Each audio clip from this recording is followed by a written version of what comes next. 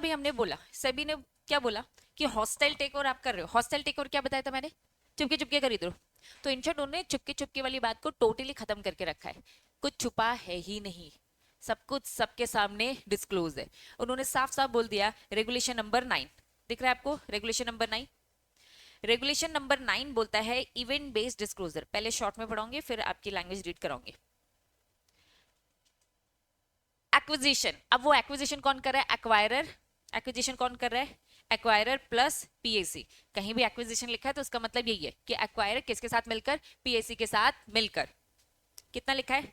5% और मोर शेयर्स या फिर वोटिंग राइट। जिस दिन आपने किसी भी कंपनी के कितने शेयर्स खरीद लिए? 5 या 5 से ज्यादा, आपको डिस्क्लोजर देना पड़ेगा। इससे पहले हम क्या कर रहे थे? Open offer. Open offer disclosure में डिफरेंस है। ओपन ऑफर क्या बोल रहा है? आप चुपके चुपके मत खरीदो, मतलब सामने वाले को पता ही नहीं है। अब आपको क्या करना है? ओपनली सबको ऑफर देना है और वो फिर इस ऑफर को एक्सेप्ट करेंगे। ये कह रहा है डिस्क्लोजर कि मैंने इतने शेयर्स खरीद लिए हैं, आपको डिस्क्लोजर देना पड़ेगा। मतलब अगर आज रिलायंस कंपनी की बात करो तो रिलायंस कंपनी को पता है कि किन किन लोगों ने हमारी कंपनी के शेयर्स ज्यादा ज्यादा होल्ड करके रखे। मतलब वो 25% का वेट नहीं कर रहे।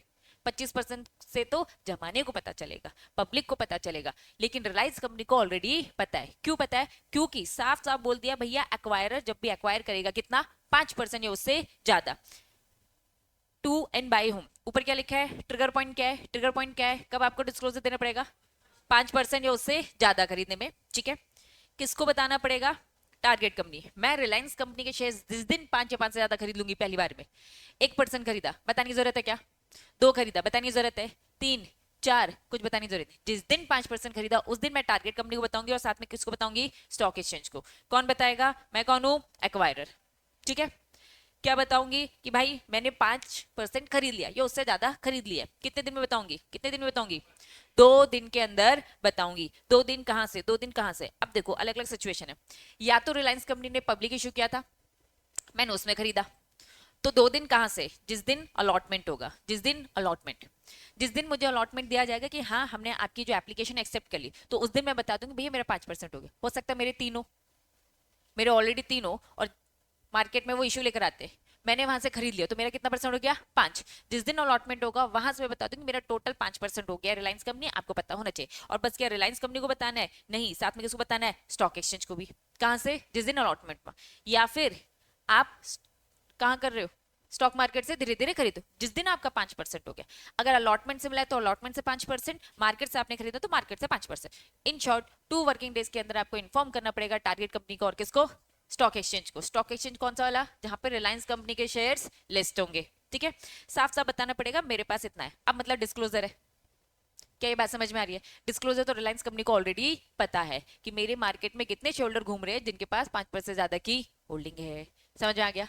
नेक्स्ट, ये तो सबसेक्शन 1 था। Subsection 2, acquirer. एक्वायर मतलब दोनों मिलकर। कौन कौन? Acquire plus PAC. Acquirer already holding, अब एक बार तो 5% होल्ड करके बैठा है, ठीक है, 5 या उससे ज्यादा वोटिंग। ऑन एक्विजिशन अब उसकी नजर, अब सबकी नजर उस पर रहेगी। उसको साफ बोल दिया मेरे पास 5% से ज्यादा थे, मेरे पास 7% थे। कितने थे? 7% थे। जैसे मेरे पास 7% आए तो पहले ले लो और फिर क्या दो? डिस्क्लोजर। 7% आज मैंने खरीद लिया है, तुरंत 2 दिन के अंदर मुझे इन्फॉर्म करना है टारगेट कंपनी को। स्टॉक है बता दिया मैंने, अब मेरे पास 7% तो है। इस बीच अब मैं क्या कर रही हूँ? एक्विजिशन कर रही हूँ या फिर डिस्पोजल। एक्विजिशन मतलब क्या? खरीद रही हूँ। डिस्पोजल मतलब क्या? बेच रही हूँ। अगर मैंने अब खरीदा और बेचा कितना? 2% या 2% से ज्यादा, मतलब मेरे पास कितना है? मेरे एग्जाम्पल समझो, मेरा एग्जाम्पल है 7%। एग्जाम्पल क्या है? 7% है मेरे पास। एक बार डिस्क्लोजर दे चुकी हूँ ना। अब मैंने 1% से रिलेटेड खरीदा बेचा, कुछ बताने की जरूरत नहीं है। लेकिन अगर मैंने क्या किया? क्या किया? 2% खरीदा, इन्फॉर्म करो, डिस्क्लोज करो। 2% बेचा, ये परचेस कर रहे, ये क्या कर रहा है? सेल। 2% से ज्यादा का कुछ भी खरीदोगे बेचोगे, आपको हर वक्त बार बार डिस्क्लोजर देना पड़ेगा। ये है सेबी के रेगुलेशन। रातों रात कोई कंपनी खरीदी और बेची नहीं जाती, बताना पड़ेगा। क्योंकि क्या लिखा है लैंग्वेज? 5% और मोर। 5% और मोर। तो मेरा एग्जाम्पल अगर चेंज होता है, मेरे पास कितना है? 5% है। पहली बार डिस्क्लोजर दे दिया, टारगेट कंपनी के अब नोन में है, ठीक है। अब तुम हाइलाइटर बन चुके हो, तुम्हारी रिस्पॉन्सिबिलिटी है कि भैया 2% का खरीदोगे या फिर बेचोगे, हमें पता होना चाहिए। क्यों? क्योंकि अब हम किस पे नजर रखने वाले, किस पे नजर रखने वाले, जिसको बेच रहे हो उस पे भी नजर रखी जाएगी, क्योंकि अब हमें पीएसी बनाना है ना आगे चलकर। कब आएगी नौबत वो ट्रिगर पॉइंट 25% वाली बात में, तो इसीलिए अब उन्होंने कहा कि अब हम आप पे नजर रखेंगे।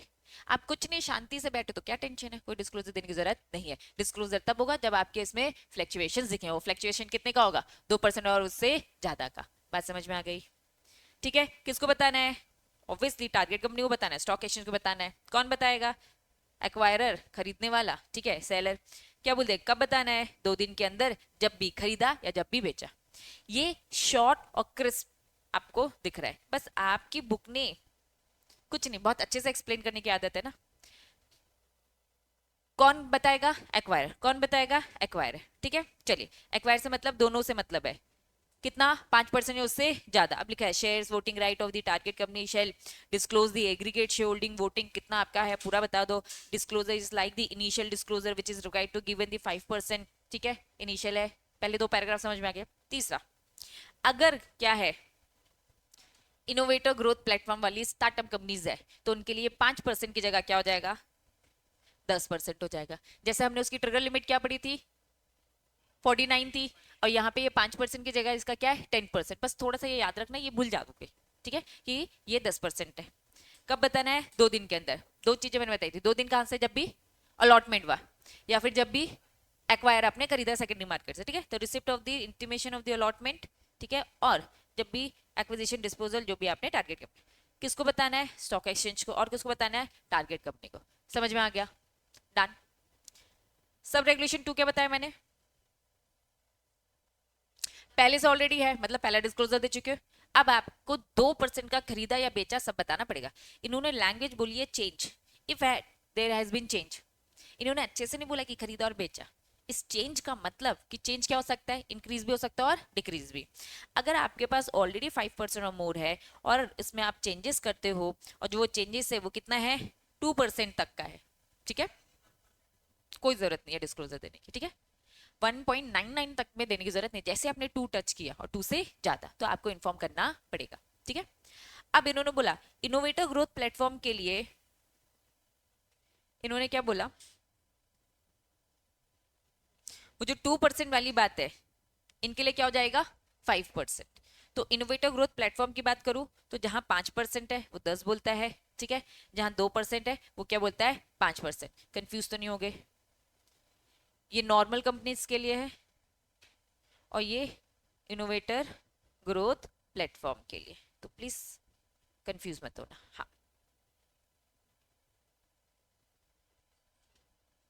हाँ, भेजती मैं।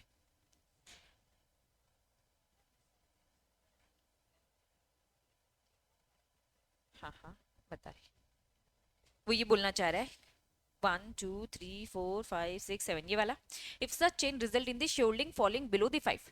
आपके पास ऑलरेडी 5% है ना, वो चेंज को समझा रहे हैं। वो अलग अलग तरीके से, मैंने सिंपल लैंग्वेज में तुमको क्या बता दिया कि वो चेंज क्या होगा, या तो परचेज या तो सेल।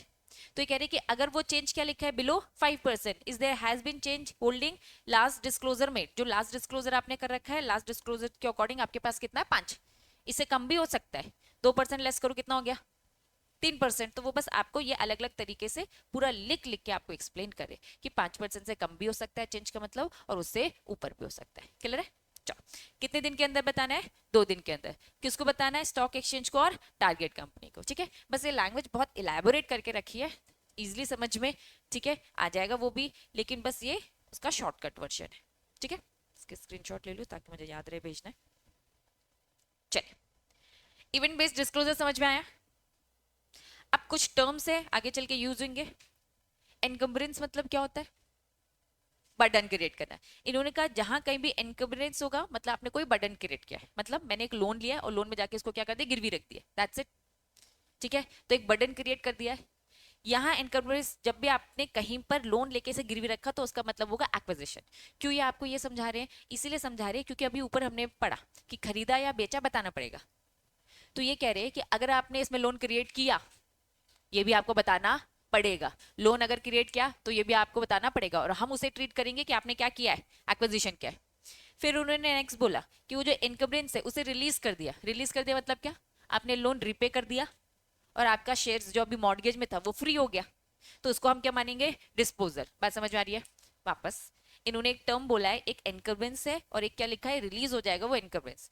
एनकम्बरेंस मतलब मॉर्गेज में गिरवी रखा आपने, रिलीज करना मतलब आपने लोन रिपे कर दिया तो आपका जो मॉर्गेज में जो गिरवी रखी चीज है वो रिलीज हो गई, फ्री हो गया। ये दो टर्म समझ में आ गया? बस उन्होंने बोला इनकम्बरेंस मतलब हम एक्विजिशन मानेंगे और रिलीज का मतलब हम क्या मानेंगे, बेच दिया, डिस्पोजल। ये बस ये टर्म बोल रहे हैं। क्यों? क्योंकि आगे चल के ये आपको ये समझाने वाले, ये एक हेडिंग आएगी कि डिस्क्लोजर आपको करना पड़ता है। कब डिस्क्लोजर करना पड़ता है? इनकम्बरेंस होगा मतलब जिस दिन लोन क्रिएट किया, बताओ हमारा पर्पस लोन क्रिएट करना नहीं है, हमारा पर्पस है सिक्योरिटी में इसे रखा है, ये बताओ, हमें बताना चाहिए सिक्योरिटी गिरवी रखा है, और अगर गिरवी नहीं है फ्री हो गई, ये भी आपको बताना पड़ेगा। तो इस चीज के लिए वो आपको समझा रहे हैं, ठीक है। आओ नेक्स्ट क्या लिखा है, schedule commercial bank public financial institution, जो रिक्वायरमेंट ऑफ द लिस्ट, जो ऊपर अभी हमने लिस्ट पढ़ी कि आपको डिस्क्लोजर करना पड़ेगा, लेकिन अगर कोई कमर्शियल बैंक है, कोई पब्लिक फाइनेंशियल इंस्टीट्यूशन है, कोई हाउसिंग फाइनेंस कंपनी है, कोई systematic important non financial company, NBFC याद आ रहा है? एनबीएफसी क्या होता है?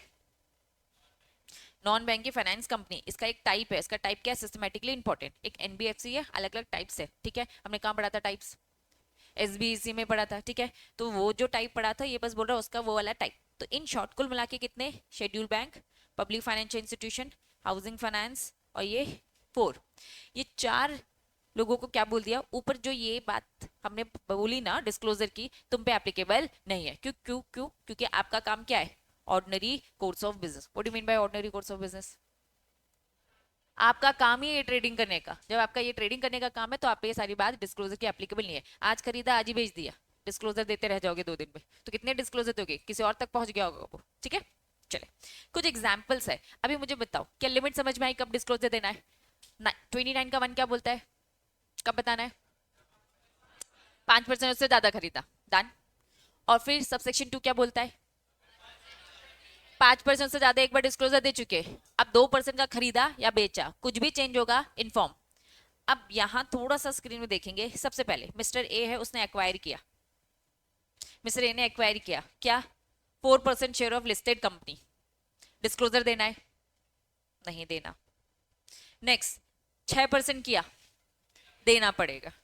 नेक्स्ट ये कह रहे हो ऑलरेडी उसके पास 3% है, 3% है, अब वो 1.5 लेकर आता है, देना पड़ेगा, क्योंकि 3 और प्लस करो 1.5 कितना होता है, 4.5।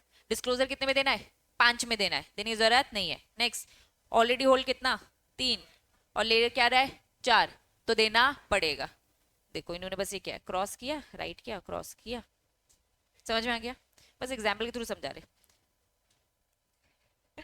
नेक्स्ट ऑलरेडी कितने, 6% है, और कितना लेना जा रहा है, 6% है, मतलब वो ऑलरेडी डिस्क्लोजर पहले दे चुका होगा सब रेगुलेशन में। अब 2 की बात हो रही है, 2 में डिस्क्लोजर देने की जरूरत है, 2% में देते। नेक्स्ट 6% है, 3 और ले रहा है, देना। नेक्स्ट बताओ, नेक्स्ट बताओ,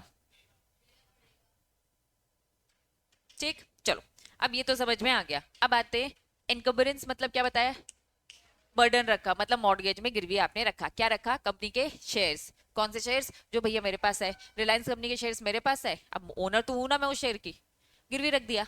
या फिर अंबानी के पास अगर रिलायंस कंपनी के शेयर्स है तो वो भी क्या कर रहा है, गिरवी रख सकता है और मार्केट से लोन उठा सकता है। तो कोई भी गिरवी रख रहा है, चाहे वो कंपनी का प्रमोटर हो चाहे वो कंपनी का प्रमोटर ना हो। मैं तो प्रमोटर नहीं हूं, मैं तो आउटसाइडर हूं, मुझे भी इन्फॉर्म करना पड़ेगा, इवन प्रमोटर को भी इन्फॉर्म करना पड़ेगा। क्लियर? आ जाओ, क्या लिखा है, रेगुलेशन। अब पूरा कंसेप्ट तो आपको समझ में आ गया है, ठीक है। हु विल मेक, कौन देगा ये डिस्क्लोजर, प्रमोटर। रेगुलेशन 31 चल रहा है, कौन देगा, प्रमोटर। कौन देगा, प्रमोटर। यहाँ पे पूरा फोकस प्रमोटर को कर रखा है, किसको फोकस कर रखा है, प्रमोटर। अंबानी अगर शेयर्स होल्ड करके बैठा है और उसने गिरवी रखा तो बताना पड़ेगा। उन्होंने कहा सिंगल प्रमोटर नहीं, हम दोनों की बात करते हैं, एक्वायर के साथ तो पीएससी भी आएगा। Creating, what do you mean by creating, जिस दिन लोन लिया वो गिरवी रखा आपने, आपने मॉर्गेज क्रिएट किया, या फिर मैं क्या क्या हूँ, एम्बरेंस क्रिएट किया, ठीक है। इन्होंने कहा नॉट एप्लीकेबल इंकरेज, हम डिपॉजिटर की बात नहीं कर रहे भाई, डिपॉजिटरी का इलेक्ट्रॉनिक फॉर्म है। देयरफॉर से disclosure requirement shall not applicable where such encumbrance undertaken in the depository. अगर वो डिपॉजिटरी के थ्रू इलेक्ट्रॉनिक फॉर्म में है तो फिर आपको ये डिस्क्लोजर देने की जरूरत नहीं है। क्यों? क्योंकि ये सारी चीजें ऑलरेडी सबको इन्फॉर्म्ड है, इसीलिए डिपॉजिटरी इलेक्ट्रॉनिक फॉर्म में तो उसको साइड में रखा है। उसके अलावा नॉर्मली अगर आपने मॉर्गेज क्रिएट किया तो आपको बताना पड़ेगा कितने दिन के अंदर, 7 दिन के अंदर। किसको बताना पड़ेगा? हर स्टॉक एक्सचेंज को बताना पड़ेगा। क्लियर है? प्रमोटर किसका है? टारगेट कंपनी का। टारगेट कंपनी का प्रमोटर अंबानी रिलायंस कंपनी में जो प्रमोटर है वो इन्फॉर्म करेगा 7 दिन के अंदर मैंने अपने जो ये शेयर्स है इसमें क्या कर रखा है, मॉर्गेज क्रिएट करके रखा है। क्लियर? प्रमोटर क्या लिखा है? इन्वोकेशन का मतलब क्या होता है? इन्वोक मतलब क्या होता है? दो टर्म है। ऊपर किसकी बात हो रही थी? जिस दिन मॉर्गेज क्रिएट किया। यहां दो टर्म यूज हो रहे हैं। पहला क्या लिखा है? Invoke, invocation. फिर क्या लिखा है? रिलीज। रिलीज का मतलब समझा चुके हो। रिलीज मतलब क्या होता है? ऊपर अभी पढ़ा अपन ने, फ्री कर देना। मैंने पूरा का पूरा लोन अमाउंट, मैंने 10 लाख का लोन लिया था, गिरवी रखे थे शेयर्स, ठीक है। तो जिस दिन मैंने शेयर्स रखे गिरवी, उसे मैंने बोला कि मैंने क्रिएट किया मॉर्गेज। तो यहाँ पे जो लैंग्वेज थी ये क्या थी? क्रिएट करने की। क्लियर है? अब मैं कह रही हूँ कि मैंने पेमेंट कर दी है और अपने शेयर्स वापस लेके आ गई, तो इसका मतलब क्या हो गया? रिलीज करना। ठीक है। अब ये कह रहे हैं मैंने पेमेंट नहीं की, डिफॉल्ट किया है। मैंने पेमेंट नहीं की और क्या किया है? डिफॉल्ट किया। तो इसे हम क्या बोलते हैं? इन्वोक होना। इट इज लाइक क्या ब्रेक होने वाला है। ब्रेक हो जाएगा तो भैया बैंक के पास क्या आ जाएगा? राइट है कि जो वो सिक्योरिटी शेयर जो मैंने गिरवी रखे हैं उसको क्या करिए? बेच के अपना पैसा रिकवर करिए। That was invocation. तो इन्वोक कब होता है? जब डिफॉल्ट हो गए। रिलीज कब होता है? जब पूरे पैसे चुका दोगे। और क्रिएट कब होता है? जिस दिन लोन लोगे। तो तीन टर्म कंफ्यूज तो नहीं हो गए? क्रिएट करना, रिलीज करना, दोनों समझ में आ रहा है। इन्वोक कब आ रहा है? डिफॉल्ट करने में। डन? आ जाओ। इन्होंने कहा ये भी तो इन्फॉर्म करना पड़ेगा, डिफॉल्ट हो गया, रिलीज हो गया। इन्होंने कहा जिस दिन इन्वोक होगा या फिर जिस दिन रिलीज होगा, ठीक है, ये कितने दिन में? 7 दिन के अंदर इन्फॉर्म करो। किसको करो? सॉरी, स्टॉक एक्सचेंज को करो। ठीक है, स्टॉक एक्सचेंज को बताओ। सेम बात है, नॉट एप्लीकेबल अगर increment is undertaken in the depository form. पहले दो पॉइंट समझ में आ रहे हैं? जिस दिन गिरवी रखा तुरंत 7 दिन के अंदर बताओ। जिस दिन पैसे चुकाकर पूरे शेयर्स वापस लेके आ गए 7 दिन के अंदर बता दो। नहीं चुका पाए, डिफॉल्ट हो गया, ये भी 7 दिन के अंदर इन्फॉर्म करो। कौन इन्फॉर्म करेगा? प्रमोटर खुद इन्फॉर्म करेगा। किसको करेगा? स्टॉक एक्सचेंज को। That was disclosure. मतलब कि एक एक चीज की खबर हमारे स्टॉक एक्सचेंज को है। ठीक, next. Promoter, promoter in PAC shall declare on the yearly basis. इनके सर पे तो हमेशा के लिए उन्होंने डाल दिया, क्या बोल दिया भैया? हर साल, yearly. Yearly basis that he और अलोंग विद दी पीएसी के साथ has not made any income. है गिरवी रखा है तो बता दो, नहीं रखा है तो भी हर साल बिल्कुल क्लियर आपको बताना पड़ेगा कि भाई मेरे पास नहीं है, not made any encumbrance directly या फिर इनडायरेक्टली अदर देन जो ऑलरेडी डिस्क्लोज है। फॉर एग्जाम्पल मैंने 2000 में मैंने लोन लिया था और गिरवी रखा था, उस दिन मैंने उस साल इन्फॉर्म कर दिया। अभी मैंने ये 10 साल का लोन लिया यार। कितने साल का लोन लिया है? 10 साल, मतलब 2010 तक, 2010 तक का है ये लोन। तो बीच बीच में हमें हर साल मेरी रिस्पॉन्सिबिलिटी है कि मुझे क्या बोलना है। 2000 में तो बता दिया, 2000 में मैंने क्या बता दिया कि मैंने लोन लिया है, मतलब कौन सा क्रिएट किया, रेगुलेशन 1 बता दिया। ठीक है। अब रिलीज करने वाली बात तो कब बताऊंगी? 2010 में। लेकिन उसके बीच वाले सालों में क्या करूंगी? हर साल ईयरली बेसिस में बताती रहूंगी कि मैंने अब कोई नया लोन गिरवी रखा नहीं है अदर देन जो ऑलरेडी डिस्क्लोज है, जो 2000 में डिस्क्लोज रखा है उसके अलावा। हो सकता है मैं नया ले लूं, नया ले लूंगी तो नया बताना पड़ेगा। बस आपको ईयरली बेसिस में बता रहना पड़ेगा, इतना है, इतना है, इतना है, कोई चेंज नहीं, कोई चेंज नहीं, कोई चेंज है तो बता दो। समझ में आ गया? तो 3 हमने पढ़े सेक्शन, सॉरी रेगुलेशन 31। ठीक है, रेगुलेशन क्या पढ़ा? 31। 31 का 1 क्या बोलता है? क्रिएट करोगे तो बताओ। 2 बोलता है इन्वोक किया या फिर रिवोक नहीं बोलेंगे रिलीज किया है। रिवोक करना मतलब कैंसिल होता है। ठीक है, इन्वोक किया या फिर रिलीज किया ये भी बताने का। और 4 इन्होंने दिया है, 3 हट चुका है। 4 क्या बताया? हर साल बताना है कि हमने कोई नहीं किया है क्रिएट अदर देन जो ऑलरेडी डिस्क्लोज है। हो सकता है हमने कभी भी ना लिया, तो बस बताते जाओ नहीं लिया, नहीं लिया, नहीं लिया, मतलब प्रमोटर के सर पे क्या है? रिस्पॉन्सिबिलिटी। बात समझ में आ गई? Done done. चलो ये तो इंस्टीट्यूट की चाल है ना, कि हम सिलेबस में इतना सारा भर दे। बच्चों ये कम किया है। अच्छा प्रैक्टिकली पूछ रहे हो क्या? देखो प्रैक्टिकली तो आप रूटीन में ही आ जाते हो। प्रमोटर ने एक शेयर्स खरीदा, तुम्हें कंप्लाइंसेस करने पड़ेंगे। ये तुम्हारा रूटीन का पार्ट है कि भाई कंपनी में कुछ भी फ्लक्चुएशंस हो रहे हैं देखो, तुम्हारी कंपनी का प्रमोटर कर रहा है तब तो ज्यादा नजर रखनी पड़ेगी। तभी तो फिर कंप्लाइंसेस, है ना। आधे से ज्यादा कंप्लाइंसेस होते ही नहीं है। पूरी टीम होती है ना। 50-60 की टीम भी होती है, जितनी बड़ी रिलायंस कंपनी की बात करो, 50-60 की टीम है भाई। एक सीए से थोड़ा ना कुछ होने वाला है, सबको बाइफरगेट कर रखा है, भैया तुम ये देखना, तुम ये देखना, तुम ये देखना, क्योंकि काम बहुत ज्यादा है ना ऑब्वियसली। तुम खुद देखो कितने कंपनी में प्रमोटर बने घूम रहे हैं, तो फिर उसका अगर शेयर कुछ भी लिया या लोन लिया, सब इन्फॉर्म्ड होना चाहिए। तो यस रखना पड़ेगा, ठीक है। चलिए अब इस चैप्टर का सबसे लास्ट टॉपिक, हेडिंग बताओ क्या लिखा है। एग्जामिशन। इतनी सारी चीजें पढ़ाई उन्होंने, ये करो वो करो, और फिर क्या बोल दिया, छूट मिल जाएगी। हम्म? लेकिन छूट किससे मिलेगी? पब्लिक ऑफर से। किसे छूट मिलेगी? Public offer. देखो क्या लिखा है, रेगुलेशन नंबर 3 और 4। यहाँ फॉलोइंग एक्विजिशन है, यहाँ पूरी लिस्ट दे रखी है, यहाँ पूरी की पूरी लिस्ट दे रखी है। साफ साफ बोल दिया, जो हमने बार बार बोला ना रेगुलेशन 3 में 4 में, 3 क्या बोलता है? इनिशियल क्रिपिंग 25/5, है ना। तो वो पूरा 3। 4 क्या बोलता है? कंट्रोल। इन्होंने कहा कि भाई 3 और 4 में जो हमने ओपन ऑफर की बात करी ना, ये ओपन ऑफर देने की जरूरत नहीं है। तो ये है आपकी छूट। छूट दो टाइप की है, एक है ऑटोमेटिक एग्जामिशन, एक है एग्जामिशन बाय सेबी। अब थोड़ा सा तुमको याद आ रहा होगा तुम्हारा, है ना, फेमा एफडीआई ये सब, एक ऑटोमेटिक रूट होता है, एक अप्रूवल रूट होता है। ऐसे ही है। ऑटोमेटिक रूट मतलब कुछ पूछने की जरूरत नहीं है, आपको डायरेक्टली मिल जाता है। एग्जामिशन बाय सेबी मतलब ये अप्रूवल एक तरीके से, ठीक है। पूछो, हम इस लिमिट में नहीं आ रहे हैं, लेकिन हमारी इच्छा है कि हमें ये ओपन ऑफर से छूट मिल जाए, तो आपको एप्लीकेशन देनी पड़ेगी, और एप्लीकेशन देखकर सभी को ठीक लगेगा तो वो हाँ या फिर ना बोलेगा, वो उसका डिस्क्रिशनरी पावर है। डन। तो चलिए 2 सेक्शन और याद करने हैं। सेक्शन नंबर 10, क्या सॉरी, मैं सेक्शन बोलूंगी समझ जाना यार, रेगुलेशन नंबर 1, ठीक है। रेगुलेशन नंबर 10 क्या है? रेगुलेशन नंबर 10 में ऑटोमेटिक पूरी लिस्ट दे रखी है। देन रेगुलेशन नंबर 11 क्या बोलता है? Examination by. डन। अब अच्छी बात ये है, तुम पेजेस देखो, इसके कितने पेजेस दिख रहे हैं? देखते चलो देखते चलो। क्या ये सब याद रखना है? हाँ दीदी याद रखना है, ठीक। चलो अब मैंने इसकी बिल्कुल समरी नोट्स बना के रखे हैं, ठीक है। आ जाओ।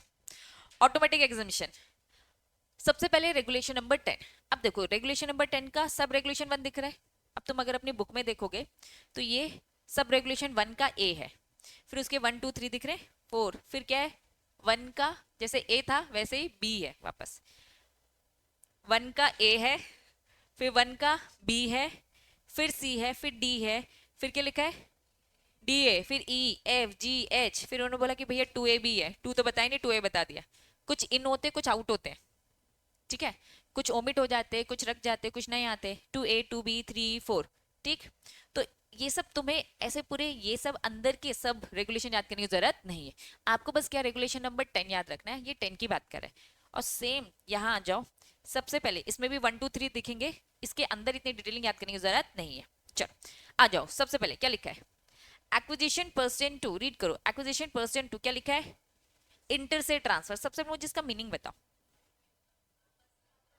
आपस में, इंटर से ट्रांसफर, ठीक है। अब थोड़े थोड़े पुराने चैप्टर्स तुम्हें याद आएंगे। बच्चों तुम लोगों ने नोटिस किया रेगुलेशन नंबर 8 तो दिया ही नहीं है। इतने टाइम से मैं पढ़ा रही थी रेगुलेशन नंबर 8 आएगा, जिसमें प्राइसिंग, हर चैप्टर में ये लिखा था प्राइस कैसे कैलकुलेट करना है, जो टेक किट में थी पुराने सिलेबस में। मैंने भी देखा कहाँ चली गई, हटा दी। इतना बताया कि 8 8 8, और यहाँ हटा दिया। प्रोफेशनल में है ना। तो एक्चुअल में था पूरा प्रॉपर, बहुत सारा था, इन्होंने बहुत सारी चीज हटा दी। कंपीटिंग ऑफर, नहीं नहीं नहीं, तुम्हारे सिलेबस से हटा दें। तुम्हारे सिलेबस को इस चैप्टर को लेके बहुत छोटा कर दिया, नहीं तो ये चैप्टर बहुत बड़ा था, इन्होंने छोटा कर दिया। कंपीटिंग ऑफर, पूरी प्रोसेस, प्रोसेस इन्होंने बस फ्लो चार्ट बताई है, लेकिन बाकी चैप्टर में बाय बाय याद करो, फ्लो चार्ट भी तो और डिटेल भी थी ना, इन्होंने डिटेल हटा दी है। थी इसमें भी, एस्क्रो अकाउंट की डिटेलिंग कहाँ है? इसमें हटा दी, जबकि है ना एस्क्रो अकाउंट भी तो यहाँ भी बनता है। तो इन शॉर्ट इन्होंने इस चैप्टर को बहुत क्रिस्प कर रखा है। तो इन शॉर्ट सबसे इंपॉर्टेंट फिर वही हो गया। कौन कौन से इंपॉर्टेंट हो गए जो भी 3 पढ़ा?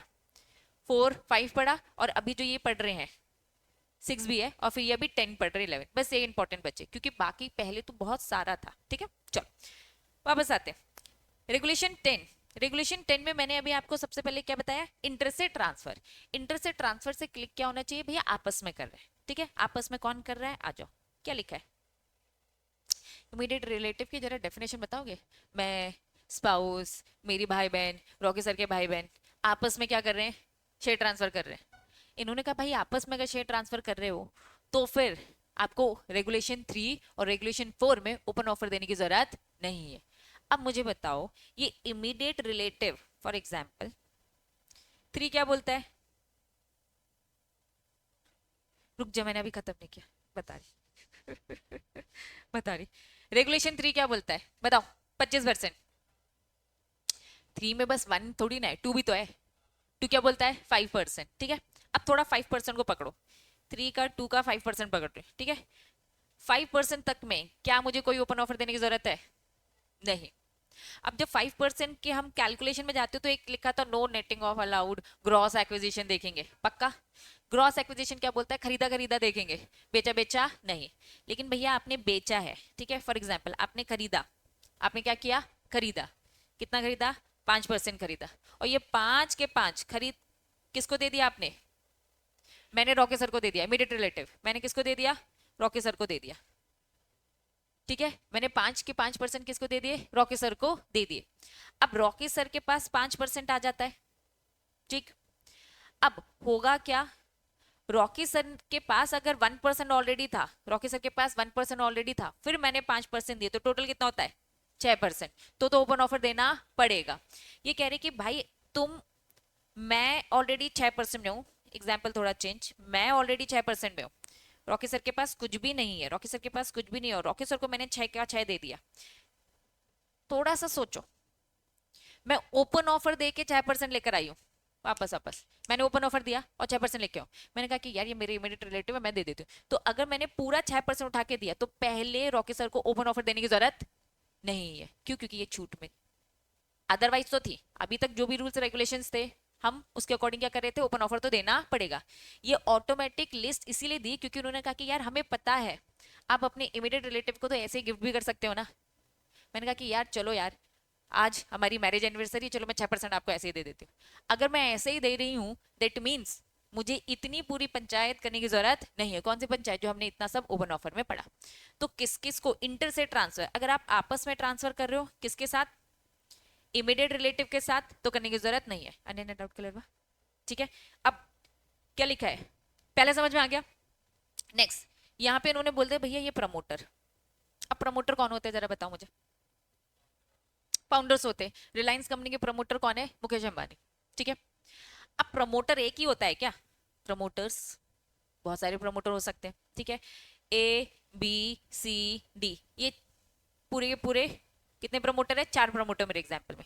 ये लोग आपस में क्या कर रहे हैं, इधर उधर खेल रहे हैं। ए ने बी को दिया, बी ने सी को दिया, सी ने डी को दिया। तो ये सब प्रमोटर अगर आपस में इंटर से ट्रांसफर करें, एक प्रमोटर दूसरे प्रमोटर को दे रहे, लेकिन हमारी कंडीशन क्या है, प्रमोटर एटलीस्ट 3 साल पुराना होना चाहिए। जिस दिन जो ये आप खरीदना बेचना करो, नए प्रमोटर को दिया तो नए प्रमोटर को ओपन ऑफर देना पड़ेगा। चलिए मान लो रॉकी सर, अभिषेक सर, मैं, हम 3 यहाँ पे प्रमोटर है। अनन्या को नया प्रमोटर लेके आती हूँ, पहले अनन्या को प्रमोटर बनाती हूँ और बोलूंगी चलो आपस में देते हैं। तो ये भी प्रमोटर है, इन्होंने कहा कि भाई नए प्रमोटर को दोगे ना तो क्या करना पड़ेगा, ओपन ऑफर अनन्या को पहले देना पड़ेगा, फिर वो ले सकती है। लेकिन हम तीनों अगर क्या कर रहे हैं, आपस में उधर कर रहे हैं, तो हमें करने की जरूरत, ओपन ऑफर देने की जरूरत नहीं है। बात समझ में आ रही है। नेक्स्ट होल्डिंग कंपनी, पहले तो नॉर्मल कंपनी, ये समझो पहले तो क्या हमारी नॉर्मल कंपनी, नॉर्मल कंपनी की क्या, होल्डिंग कंपनी। एक कंपनी अपनी होल्डिंग कंपनी के साथ क्या कर रही है, शेयर इधर उधर कर रही है, तो इंटर से ट्रांसफर है, या फिर सब्सिडी के साथ करिए, या फिर एसोसिएट के साथ करिए, या फिर होल्डिंग कंपनी की भाई एक फर्दर सब्सिडी कंपनी थी, तो ये आपस में कर रहे हैं, तो ये होल्डिंग कंपनी के कंट्रोल में। तो ये लोग भी आपस में इंटर से करते हैं, तो इनको क्या दे दिया है, छूट दे दी है, ऑटोमेटिक छूट पड़ रहे हैं अपन, ठीक है, ऑटोमेटिक एग्जामिशन। तो इन्होंने क्या बोल दिया है, पर्सन होल्डिंग। अब थोड़ा सा एग्जाम्पल समझो, ये मिस्टर ए है, ये इस कंपनी में होल्ड कर रहा है और बाकी सब में भी किसी में होल्ड कर रहा है, क्योंकि हम ये मान के चल रहे हैं मिस्टर ए के पास कंट्रोलिंग है, वो कंट्रोलिंग लिमिट क्या है, एटलीस्ट 50%। तो भाई वही तो करवा रहा है। मैं कह रही हूँ मैं आईटेक्स में हूँ और मैं सीएस दुनिया में भी हूँ, मैं आईटेक्स में भी और सीएस दुनिया में हूँ।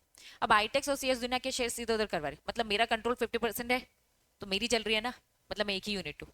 मैं इस कंपनी से उस कंपनी से पलटा रही हूँ, इस कंपनी से इस कंपनी में पलटा रही हूँ, तो ये क्या माना जाएगा, इंटर से ट्रांसफर।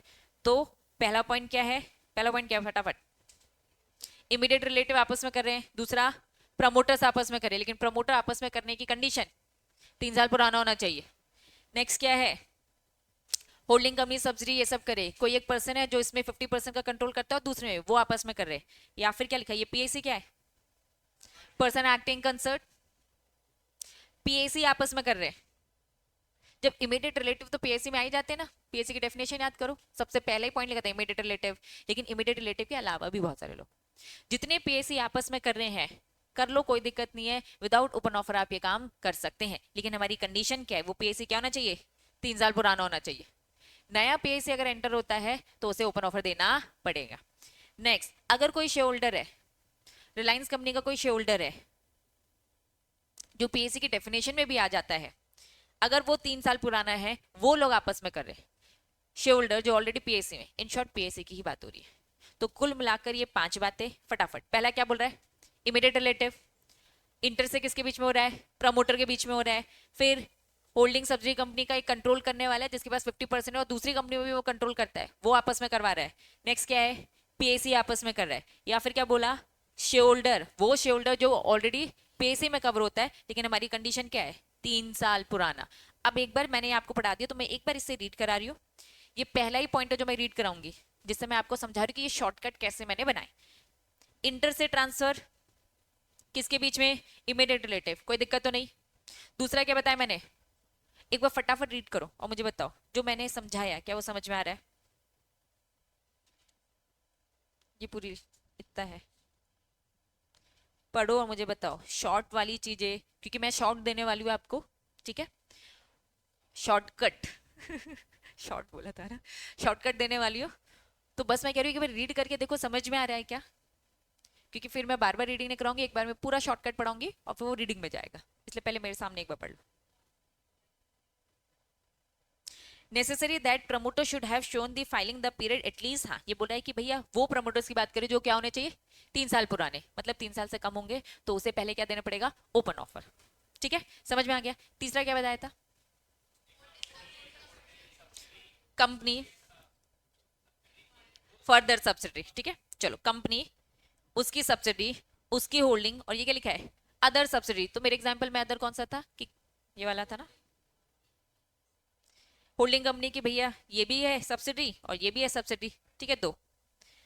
वापस आ रही हूँ, फिर क्या लिखा है, उस holding company person holding, holding company में पर्सन ने कितना होल्ड करके रखा है, कितना, not less then 50% equity of such company, और अदर कंपनी में भी इन विच सच पर्सन होल्ड, मतलब दोनों कंपनी में 50%, आईटेक्स में भी 50% होल्ड करके बैठी हो और सीएस दुनिया में भी 50% होल्ड करके बैठी है।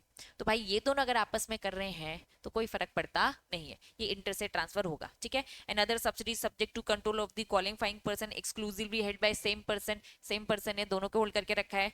Sub regulation company include the body corporate whether Indian foreign, वो कंपनी कोई भी हो सकती है, बॉडी कॉर्पोरेट की बात करें इंडियन भी हो सकती है और फॉरेन भी, समझ में आ रहा है। तीसरी रिलेटिव हो गया, प्रमोटर्स हो गए, और कौन सा पढ़ाइए, होल्डिंग सब्सिडी, ये सब जो कंट्रोलिंग था। नेक्स्ट क्या बताया था मैंने, पीएसी, रीड करो एक बार, पीएसी रीड करो, कंडीशन थी पीएसी की, वो पीएसी एटलीस्ट 3 साल पुराना होना चाहिए, person acting concern not less than 3 years propose to acquisition, ठीक है, हुआ।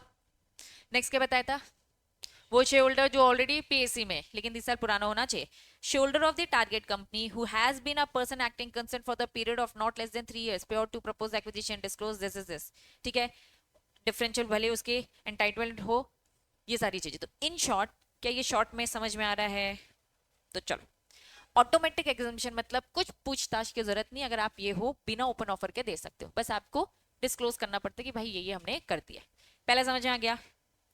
हेडिंग देखो, पहली वाली की हेडिंग थी इंटर से ट्रांसफर आपस में, दूसरी की हेडिंग क्या है, ऑर्डिनरी कोर्स ऑफ बिजनेस। भैया आपका डेली का काम है, आपका इन्वेस्टमेंट, आपकी ट्रेडिंग है, डेली ये काम करते हो, भाई डेली काम करते हो तो कब तक ओपन ऑफर देते रहोगे, तो हमने आपको दे दी ओपन ऑफर से छूट। पहला किसको बोला, कौन होता है बताओ जरा, under writer, very good. Under writer वो बीच का ब्रोकर होता है जो आपको थोड़ी सी श्योरिटी देता है, दलाल होता है। क्या बोलता है कि भाई 90% सब्सक्राइब नहीं होगा तो मैं हूँ। इस चक्कर में अगर उसका कुछ भी इधर उधर होता है तो भाई वो तो उसका ऑर्डिनरी कोर्स ऑफ बिजनेस है, वो तो जमाने भर के लिए कंपनी को ये सर्विस कर कर देता है। नेक्स्ट क्या लिखा है? स्टॉक ब्रोकर भी यही काम करते हैं अपने क्लाइंट के बिहाफ में। मर्चेंट बैंकर, जमाने भर में मर्चेंट बैंकर घूम रहे थे, याद आ रहा है? ठीक है, तो मर्चेंट बैंकर। अब ब्रैकेट में मैंने क्या लिखा है? Unsubscribe portion because the under writing obligation. अब थोड़ी सी कहानी समझो, इतनी डिटेलिंग है नहीं आपके सिलेबस में, प्रोफेशनल पढ़ाऊंगे। होता क्या है, मेन ना आईटीएस कंपनी इश्यू लेकर आ रहा है, ठीक है। मैं किसको अपॉइंट करती हूँ आईपीओ के टाइम पर? मर्चेंट बैंकर, ठीक है। मर्चेंट बैंकर के साथ अग्रीमेंट होता है, मर्चेंट बैंकर अपने अंडर में रखता है अंडर राइटर को। मर्चेंट बैंकर क्या करता है? अपने अंडर में किसको रखता है? मैं हूँ आईटेक्स कंपनी, मैंने मर्चेंट बैंकर को अपॉइंट किया, ये अपने अंडर में क्या करेगा? अंडर राइटर को अपॉइंट करेगा। डन। आईटेक्स कंपनी तो भाई किससे अग्रीमेंट करके बैठी है? मर्चेंट बैंकर से। वो मर्चेंट बैंकर से ही पूछेगी भाई 90% सब्सक्राइब हुआ, तेरी रिस्पॉन्सिबिलिटी। और मर्चेंट बैंकर ने अपनी रिस्पॉन्सिबिलिटी किसको दे रखी है? Under writer. तो अंडर राइटर ही 90% की हेल्प करेगा। इनकेस वो नहीं कर पाए तो किसके सर पे रिस्पॉन्सिबिलिटी आएगी? Merchant banker. तो इन्होंने ये लिखा है कि अगर merchant banker unsubscribe portion because the under writing obligation, ITX ने किससे कॉन्ट्रैक्ट किया? मर्चेंट बैंकर से। मर्चेंट बैंकर ने किसे किया? अंडर राइटर से।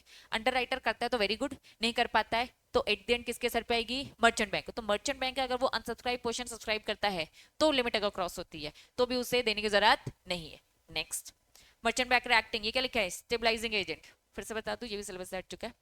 स्टेबलाइजिंग एजेंट बता दू, स्टेबल करने वाला एजेंट। स्टेबल करने वाला एजेंट मतलब आईपीओ में जब भी हम लेकर आते हैं ना शेयर्स, तो मार्केट ना बहुत अप डाउन होता है। कभी कभार प्राइस बहुत नीचे गिरने लगता है। देखो ऊपर गिर रहा है, ऊपर जा रहा है तो अच्छी बात है ना, ठीक है। पेटीएम गिरता जा रहा है, गिरता जा रहा है, गिरता जा रहा है, एकदम ही गिर गया। तो होता क्या है, कंपनी को इस चीज का डर होता है कि मार्केट में उनकी रेपुटेशन खराब हो सकती है कि हम आईपीओ लेकर आए और प्राइस एकदम से नीचे गिर गई। तो वो एक एजेंट को लगाती है, जिस एजेंट का काम क्या होता है? प्राइस को स्टेबल करना। अब वो प्राइस को कैसे स्टेबल करता है, इसमें प्रैक्टिकल क्वेश्चंस भी होते थे, यही एग्जीक्यूटिव में सब उठा के प्रोफेशनल फेंका है उन्होंने, ठीक है। तो बस अभी ये समझो, मर्चेंट बैंकर कौन सा रोल प्ले कर रहा है? स्टेबलाइजिंग एजेंट, जिसका काम क्या है? प्राइस को स्टेबल करना। प्राइस को क्या करना? स्टेबल करना। तो अगर वो प्राइस को स्टेबल करने के लिए खरीदता है, ऑब्वियसली जब रेट गिर रहे हैं तो मैं महंगे दामों में खरीदूंगा ना, प्राइस को स्टेबल करने के लिए। तो इस चक्कर में, उसकी प्राइसिंग के चक्कर में उसको क्या हो जाती है? शेयरिंग बढ़ जाती है। तो उसे क्या करने की जरूरत नहीं है?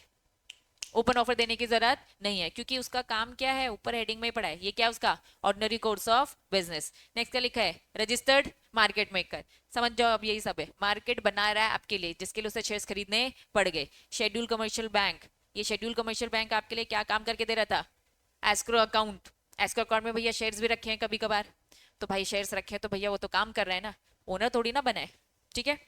Innovation of the pledge by schedule bank and, innovation of pledge मतलब मॉर्गेज गिरवी। भाई शेड्यूल बैंक और पब्लिक फाइनेंशियल इंस्टीट्यूशन अपने पास रखे हैं, इनकी थोड़ा ना कोई लिमिट बढ़ रही है, मालिक थोड़ी ना बन गए। समझ में आ रहा है? ये बस सिक्योरिटी होल्ड कर रहे हैं जस्ट फॉर रिस्पॉन्सिबिलिटी, होल्डिंग नहीं है। अब इन्होंने यहाँ पे क्या बोल दिए? Acquisition according to scheme. पहला इंटरेस्ट से ट्रांसफर था, दूसरा क्या था? ऑर्डिनरी कोर्स ऑफ बिजनेस, तीसरा क्या है? स्कीम। शॉर्टकट में इसे सिक्का बोलते हैं, शॉर्टकट में इसे क्या बोलते हैं? सिक्का। एक्ट है, सिक इंडस्ट्री कंपनीज एक्ट खत्म हो चुका है, इसकी जगह आईबीसी ने ले लिया है। लेकिन ये अभी भी लिखा हुआ है, इसकी जगह किसने ले लिया है? आईबीसी ने। What do you mean by IBC? Insolvency bankruptcy code.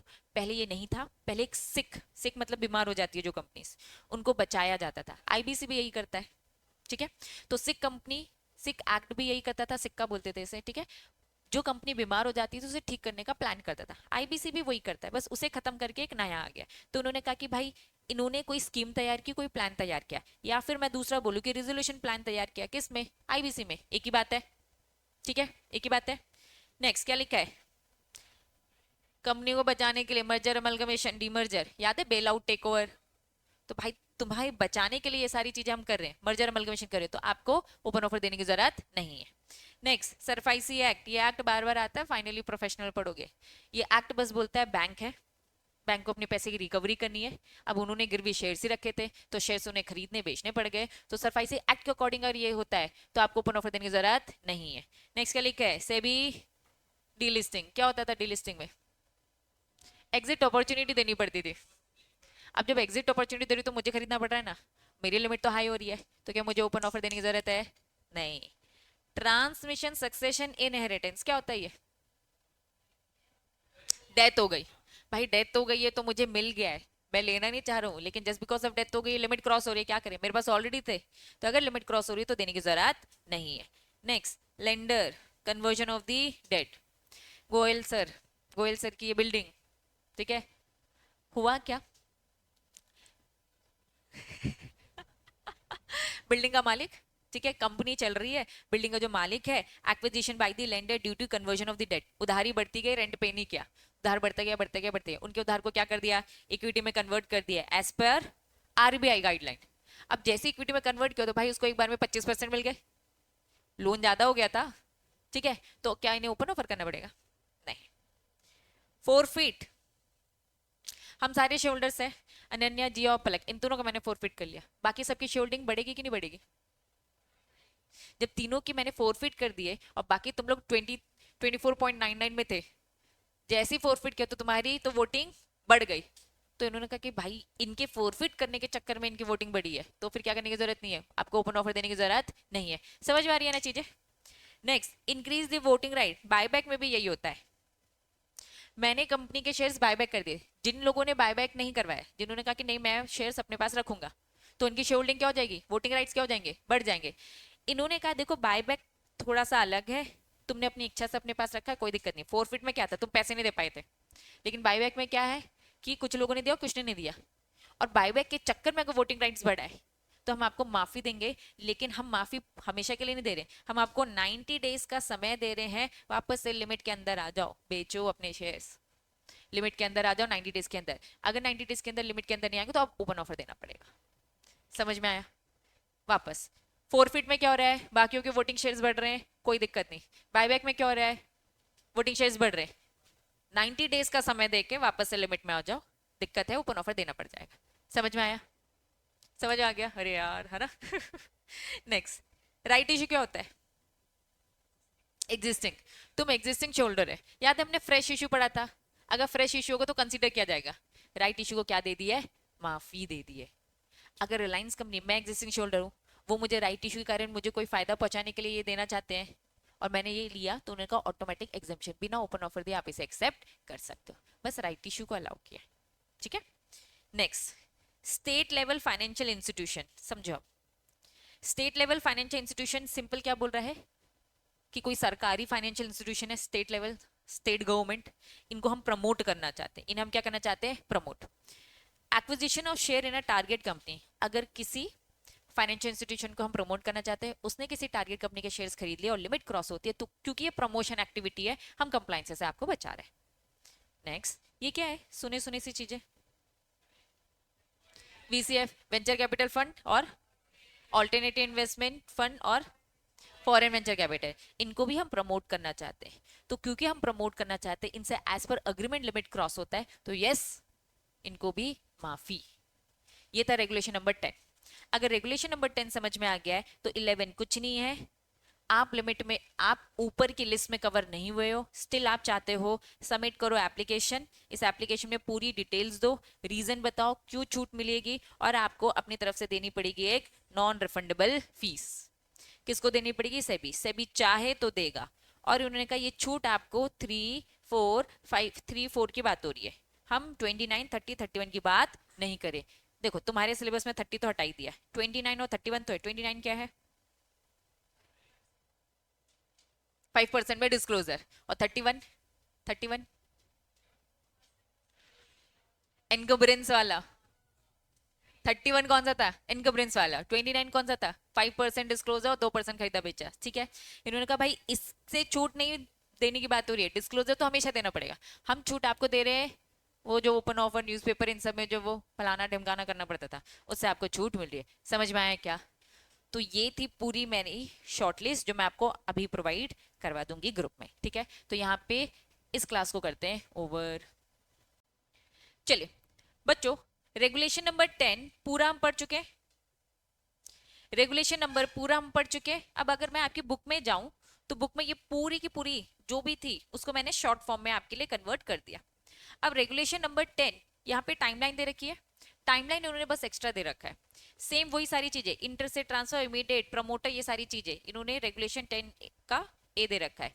फिर रेगुलेशन 10 का 4 दे रखा है। 10(4) में क्या है बच्चा? Acquisition of the target company category 1 जो भी है। आपको बस क्या ध्यान देना है, मैं ये आपको क्यों पढ़ाने आई हूँ टाइमलाइन के कारण। क्या लिखा है? कितने दिन के अंदर, एटलीस्ट 4 दिन पहले प्रपोज एक्विजिशन किसको इंटीमेट करो? स्टॉक एक्सचेंज को, टारगेट कंपनी को। प्रपोज एक्विजिशन जो भी आप ये कर रहे हो, आप ले रहे हो, इमीडिएट रिलेटिव ले रहे हो, मैंने आपसे ये बोला। रेगुलेशन नंबर 10 बोलता है ऑटोमेटिक मिल रहा है, पूछने की जरूरत नहीं है, बताना है।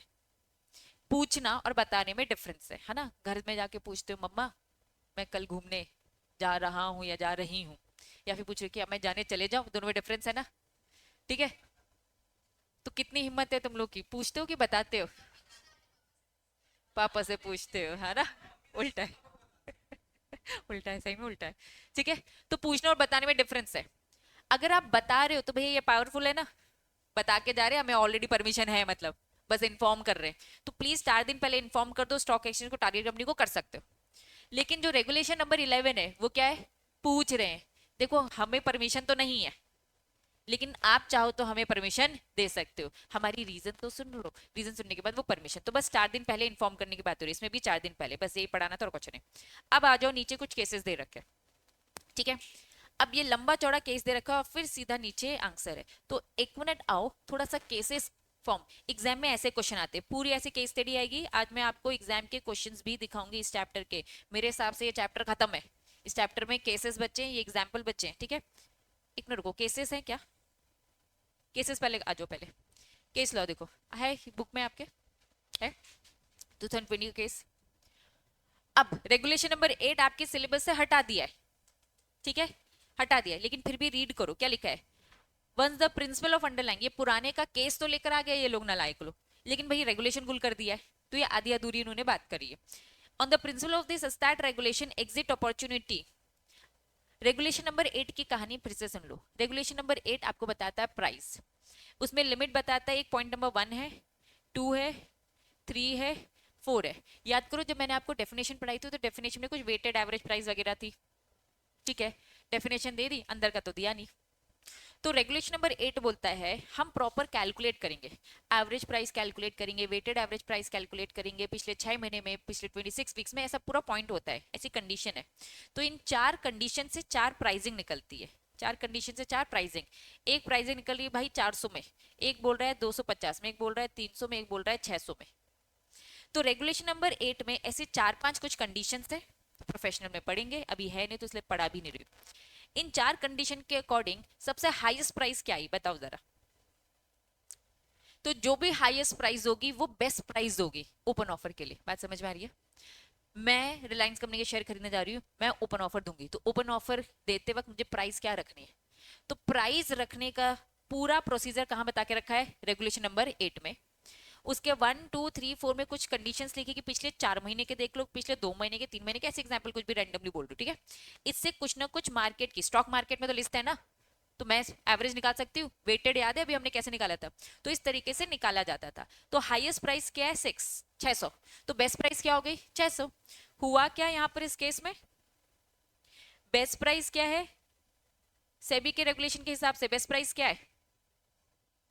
हाईएस्ट ऑफ द प्राइस जो रेगुलेशन नंबर 8 में दे रखी है। अलग अलग मेथड से निकालते हैं और उसकी जो हाईएस्ट प्राइस होगी वो बेस्ट होगी। ये पूरा केस क्या बोलता है? उसने क्या किया? हाईएस्ट प्राइस नहीं थी, मेरे केस के अकॉर्डिंग मैंने बोल दिया भैया 400 दे देती हूँ, तो सेबी भी तो देखेगा, तो मैं बीच में फंस गई। बाद में पता चला भैया 600 देना था जो मैंने नहीं दिया, तो कुछ नहीं, अच्छी खासी क्या लग गई? पेनल्टी। और कुछ होगा क्या यहाँ पर? ठीक है, कुछ नहीं, बस पेनल्टी लग गई, पेनल्टी की यहाँ पे बातें कर रहे हैं। ठीक है, चलिए नेक्स्ट केस में आओ। ऊपर हेडिंग में ही बोल दिया पेनल्टी इंपोज कब? स्टेट का वॉयलेशन किया। अब हमने कितने सारी चीजें पढ़ी हैं, क्या क्या पढ़ा है? ट्रिगर 25% में आता था, ट्रिगर 5% के ऊपर में आता था, देन डिस्क्लोजर देना, सस्टैट के रेगुलेशन फॉलो नहीं करोगे तो क्या लगेगी? पेनल्टी। पूरा केस पेनल्टी का ही है। देखो सबसे एंड में सब ये पेनल्टी पेनल्टी बताएंगे कि भैया ये करने को आता, ये नहीं, क्या पेनल्टी लगेगी। ठीक है, next, ignorance of law. No excuse. ये एक बहुत जनरल बात है, क्या इससे पहले सुनी है? 100 बार सुनी होगी। अगर कोई बोलेगा भाई हमें तो पता ही नहीं था ये करना है, तो उन्होंने कहा भैया ये एक्सक्यूज हम नहीं लेते, आप पे क्या लग जाएगी? पेनल्टी। आपने बोला कि हमें नहीं पता था इसलिए हमने नहीं किया, पता होता तो हम कर लेते, तो ये एक्सक्यूज लॉ में चलता ही नहीं है। To escape the liability of the violation of the law, ये कह रहे कि भैया हमने लॉ का वॉयलेशन नहीं किया, हमें पता नहीं था। उन्होंने कहा कि नहीं नहीं नहीं, हम इस कारण से आपको बचाने वाले नहीं, सर पे पेनल्टी तो लगेगी, ट्रिगर दबा, आपको तो ओपन ऑफर देना था। सेम इन शॉर्ट यहाँ पे कुछ नहीं, पेनल्टीज पेनल्टीज है। तो पूरे केसेस क्या है, जो बोला गया था वो नहीं किया, खत्म, आप पे पेनल्टी लगेगी। तो यहाँ पे भी ऐसी भारी भरकम बस पेनल्टी की बात हो रही है। नेक्स्ट आ जाओ, यहाँ ऊपर हेडिंग इन्होंने नहीं दी, अपील करी ए के पास, उन्होंने क्या दे रखी है? पेनल्टी दे रखी है, कुछ नहीं पेनल्टी। तो पूरे केसेस क्या है, सस्टैट के रेगुलेशन फॉलो नहीं करोगे ना, पेनल्टी। और वो रेगुलेशन कुछ भी हो सकते हैं और आपके एग्जाम में कुछ भी आ सकते हैं, ठीक है। तो क्या यहाँ पे इन्होंने कोई पेनल्टी दी है आपको? पेनल्टी की तो एक लिमिट होती है ना, मिनिमम से मैक्सिमम, यहाँ कुछ भी दे रखी नहीं है। लेकिन हमने कुछ चैप्टर स्टार्टिंग में पढ़े थे, तो वहां पे ना पेनल्टीज दे रखी थी, तो कुछ कुछ पेनल्टीज मैंने छुड़ा के रखी थी, भाई यहाँ पढ़ोगे तो चीजें समझ आओगी। याद करो, इनसाइडर ट्रेडिंग, ठीक है, टेक ओवर, तो जो जो पेनल्टी है वहां जो दे रखी है वहां इंपॉर्टेंस है, यहाँ कुछ भी दे रखा नहीं है, बस उस पेनल्टी के बीच में जजमेंट दिया जाएगा, दैट्स इट। समझ में आ गया? अब एक और केस बचा है तुम्हारा ऊपर जो आपके सिलेबस में नहीं था, याद है मैं जब रेगुलेशन नंबर 5 पढ़ा रही थी,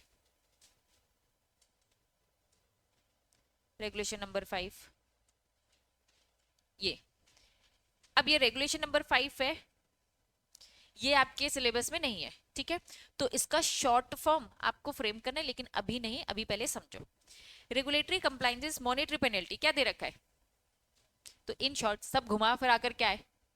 पेनल्टी। यहाँ इन्होंने बैकग्राउंड बता के रखा है, ये जीपीआईएल विटनेस है टू अटेम्प्ट द इंडिविजुअल, भाई एक्वायर करना था आपको 26% मिनिमम वही, तो इन्होंने एक्विजिशन की इवेंट्स बताए, एक्विजिशन टाइमलाइन बताई है कि भाई इतनी इतनी डेट को एक्वायर किया प्रमोटर ने, शेयर होल्डर इंक्रीज होता है 67 से 72% जाता है। रेगुलेटरी ऑब्लिगेशन किस में आती है? अगर आप पहले 67.13 में थे फिर 72 में, डिफरेंस बताओ कितने का? 5% से ज्यादा है क्या? कितना आ रहा है? 5 पॉइंट आ रहा है, 5 पॉइंट, और हमने क्या पढ़ा था? मोर देन 5, तो 5.1 भी आएगा तो भी बढ़ेगा। तो भाई रेगुलेशन 3(2) के अकॉर्डिंग देखो, ये सेक्शन, ये रेगुलेशन नंबर तुम्हें अब याद हो चुके, आपके आंसर्स में भी ये रेगुलेशन नंबर दिखने चाहिए। ये एक लौता चैप्टर जिसमें मैंने सबसे ज्यादा तुम लोग को याद करवाया है, ठीक है, और अभी एंड में है तो ये याद रहेगा, बाकी तो भूल गए, थोड़े स्टार्टिंग भी करवाए थे, ठीक है। चलो, तो रेगुलेशन 3(2) लिखना, अकॉर्डिंग टू रेगुलेशन 3(2) इसको पब्लिक अनाउंसमेंट करना चाहिए था, क्योंकि एक फाइनेंशियल ईयर में 5% से ज्यादा करना है। फेलियर टू कंप्लाई, कंप्लाई नहीं किया, क्या बताया है? पेनल्टी। तो कुछ भारी भरकम केसेस है नहीं, सारे केसेस क्या है? ट्रिगर, कंप्लाइंसेस नहीं किए, penalty penalty penalty, that's it, पूरे केसेस खत्म। अब आ जाओ किसमें, वो जो दो चीजें थी, आओ फटाफट आओ। एग्जाम में ना प्रॉपर ऐसा ही पैटर्न आता है, ये अभी आपकी मॉड्यूल का क्वेश्चन है, सीधा आपके एग्जाम के भी पेपर में लेकर जाऊंगी। इतनी लंबी चौड़ी केस स्टडीज होंगी और फिर फाइनली क्वेश्चन पूछोगा, is this increase promoter group share holding, वो ट्रिगर ओपन ऑफर क्या ट्रिगर हुआ है क्या? रेगुलेशन 3 के सबसेक्शन 2 का, 3 का सबसेक्शन 2 क्लिक क्या हो रहा है? 5% से ज्यादा पूछ रहा है, वेरी गुड। दूसरा, सच ट्रांजेक्शन क्या एग्जेम्प्ट है रेगुलेशन नंबर 10 में? ये दो क्वेश्चन पूछे एग्जाम में, ऐसे आता है 7 नंबर का 8 नंबर का टेक ओवर का क्वेश्चन, यस 7 या 8 नंबर का वो दे देते। अब तुम्हारा जो पैटर्न है उसको अभी मैं आकर देखूंगी, ठीक है।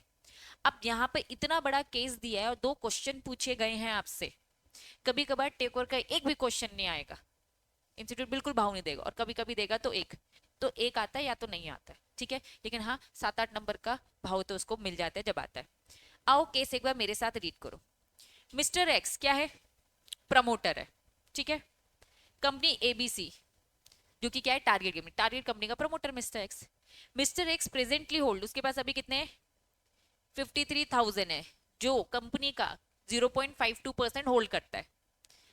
2 क्वेश्चन पूछे, हमेशा पहले क्वेश्चन रीड करना, केस स्टडी रीड करने से पहले मैंने आपके सामने क्या रीड किया? क्वेश्चन, तो तुम्हें भी क्वेश्चन ही रीड करना है। क्वेश्चन में साफ बोला है भाई ये 3 के 2 की बात कर रहा है, तो वो जमाने भर को घुमाएगा, घूमना नहीं है, 3 का 2 स्टिक रहना है। 3 का 2 क्या बोलता है? ऑलरेडी इनके पास क्या है? 5%। मोर स्टडी मोर कंफ्यूजन है ना। 25% ऑलरेडी है, 25 से 25 ज्यादा, और फाइनेंशियल में 5 से ज्यादा की बात हो रही है। डन। अभी कहानी शुरू हुई है 0.52 से। Paid up equity capital target further X has been allotted, उसको और शेयर्स मिलते हैं। कितने के मिलते हैं? Convertible warrant, convertible in the equity 75,000 के और मिलते हैं। आफ्टर कन्वर्जन होने के बाद मिस्टर एक्स का इंक्रीज हो जाता है। कितना हो जाता है? मतलब जो उसको अलॉटमेंट में थे इससे क्या हो जाता है? 1.26। ठीक है, बढ़ू आगे, सब बढ़िया, चलू आगे। मिसिस जेड है, who is the mister x Elder sister daughter. ठीक है, क्या इमीडिएट रिलेटिव की डेफिनेशन पढ़ी थी? जाओ देख लो भाई, देख लो एक बार, पढ़ लो, बस पढ़ लो एक बार, अरे पढ़ लो। इमीडिएट रिलेटिव था, पढ़ लो, कवर है, समझ में आ गया? तो पहले देख लेना चाहिए, हर रेगुलेशन अलग अलग डेफिनेशन देते हैं ना, इसमें तो उन्होंने पूरे बच्चे बच्चों को कवर कर लिया है। समझ में आ रही बातें इन्होंने? हाँ, इमीडिएट रिलेटिव की डेफिनेशन में, इमीडिएट रिलेटिव की डेफिनेशन देखो फटाफट। ठीक है, तो इमीडिएट रिलेटिव की बात करें तो मिस्टर एक्स की बहन, बहन की क्या ये सबसे बड़ी बेटी है। ठीक है, चलो कितना होल्ड करके बैठे हैं ये लोग? ठीक है, 7.76। ऑलरेडी उसके कितना था? 1.26। कितना आ गया? 7.76। अब थोड़ा सा सोचो, क्या 5% से ऊपर हो रहा है? पीएसी है ना साथ में। ठीक है, अभी कहानी इन्होंने बोला भाई इसके पास इतना है। अभी paid up equity share capital, जो ये मिसेस एक्स है, ठीक है, ये मिसेस एक्स वही जो ऊपर पढ़ा हमने। ठीक है, क्या बोलता? ये foreign share holder she want to gift, ये गिफ्ट देना चाहती है off market transaction, her entire share holding जो ये 7.76 है, किसको देना चाहती है? अपनी मदर को देना चाहती है, वाई को। एक्स कौन है? मेन है, प्रमोटर। वाई कौन था? बहन थी उस एक्स की, प्रमोटर की। सॉरी, जेड, जेड कौन है? बहन की बेटे। तो भाई वाई क्या हो गई? वो अपनी मम्मा को देना चाहती है, तो क्या हो गया? थोड़ी रीजनिंग ना सीएसईटी में पढ़ाई थी तुम लोगों को। एक्स वाई जेड, ये हो गया भाई, ये हो गई बहन, ये होगी बेटी ना। तो जब मैंने यही बोला कि ये उसकी अब समझ में आ गया ना, वो अपनी मम्मा को देना चाहती है। देखो फिर से मैं कह रही हूँ, क्वेश्चन से भटकना नहीं, तुम्हारा क्वेश्चन वही पूछा है क्या? 3 का 2 पूछा है, और एग्जामिशन में है कि नहीं। ठीक है, चलो। Mrs X want to give the entire holding, वो किसको देना चाहती है? भाई को देना चाहती है। मतलब इसने इसको दिया, इसने इसको दिया। ठीक है, अभी तक चीजें क्लियर है?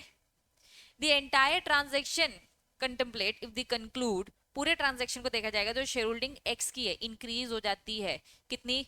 0.52 से कितनी हो जाती है?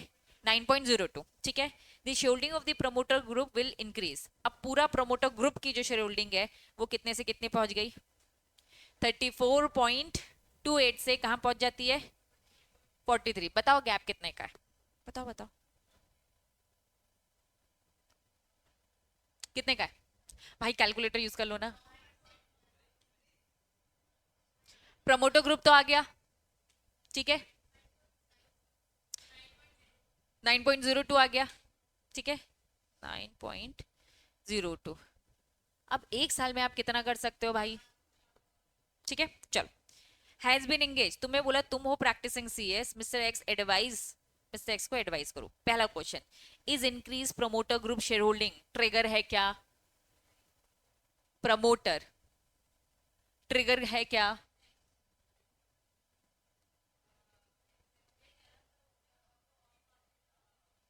पहला मेरा क्वेश्चन, तुम लोग एग्जामिशन में मत जाओ, एग्जामिशन मेरा दूसरा क्वेश्चन है।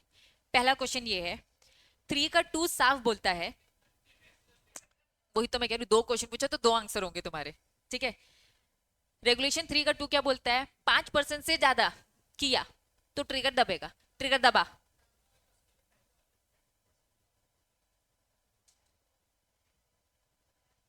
अगर 34 है तो पहले ओपन ऑफर लाके आ चुका है।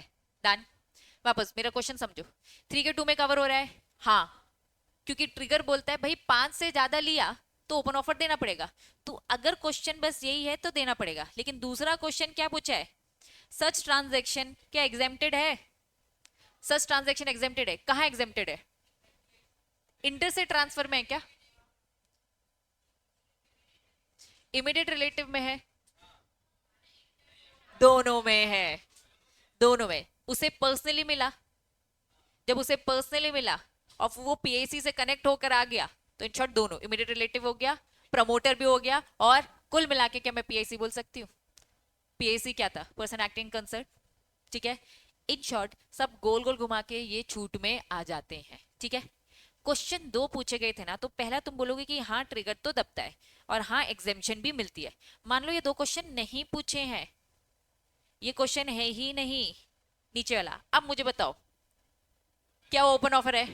हाँ, फिर तुम्हें ये बोलना है कि छूट है, क्योंकि उन्होंने अलग से क्वेश्चन पूछा है तो इसलिए दिमाग में आ रहा है। बस मैं ये कहना चाह रही हूँ, जरूरी थोड़ा है कि हमेशा क्वेश्चन में हिंट किया हो। क्वेश्चन आपको छूट के बारे में कुछ बोलेगा नहीं, सीधा बस कहानी बताएगा और पूछेगा कि रेगुलेशन 3 के 2 में आ रहा है, तुम बोलोगे हाँ हाँ बिल्कुल आ रहा है, बिल्कुल आ रहा है। तुम क्या बोलोगे? 3 के 2 में आ रहा है, लेकिन just because of regulation section number, sorry regulation number 10 के अकॉर्डिंग छूट मिल जाएगी। बात समझ में आ गई? Done done done done. ठीक है, ऐसा ये केस है, इसको एक बार आप खुद से रीड करोगे। मैं आ रही हूँ एग्जाम में, क्वेश्चन पेपर एग्जाम में। ठीक है, एक ही क्वेश्चन है, क्वेश्चन एक बार रीड करो। मैंने आपको क्या बोला है, तरीका क्या बोला है? पहले क्या पूरी केस स्टडी पढ़ना है क्या? पहले क्या पढ़ना है? क्वेश्चन पढ़ो।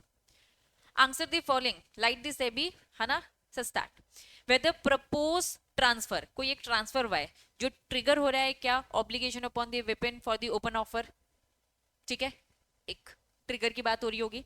दूसरा, would be transaction covered under the creeping, click हो रहा है। क्रिपिंग क्या था? 3 का 2, रेगुलेशन 3 का सब रेगुलेशन 2 की बात हो रही है, बस यहाँ पे उन्होंने क्रिपिंग लिख दिया। मैंने आपको पहले बोला था सारे टर्म्स पता होने चाहिए आपकी बुक, चाहे लिखे चाहे ना लिखे। Would the promoter is permitted to avail the any exemption under this regulation, क्या प्रमोटर को छूट मिलेगी? 3 क्वेश्चन है। पहला क्वेश्चन क्या बोल रहा है? कुछ एक ट्रांसफर हो रहा है, पूछा जा रहा है क्या वो ट्रिगर में आ रहा है ओपन ऑफर के। दूसरा क्या क्वेश्चन पूछ रहा है? क्रिपिंग एक्विजिशन जो है आपकी, ठीक है, उसमें कवर हो रहा है कि नहीं हो रहा है। तीसरा, प्रमोटर को छूट मिलेगी कि नहीं। अब आओ एक बार क्वेश्चन रीड करो। PQR limited list it share national stock exchange में, प्रमोटर के पास कितने हैं? 56.5। ठीक है, मैं इसमें पेन नहीं चला सकती, ऑनलाइन है ये, क्योंकि 31st March 2022, 10th October 2022, some of the promoter who were the having convertible warrant in the company convert करते हैं 12 लाख तक के इक्विटी शेयर। ठीक, कब? 2022 अक्टूबर की बात हो रही है। ठीक, नेक्स्ट आ जाओ। प्रमोटर होल्डिंग कितनी इंक्रीज होती है? 3.95। क्या रूल्स रेगुलेशन क्या बोलते हैं?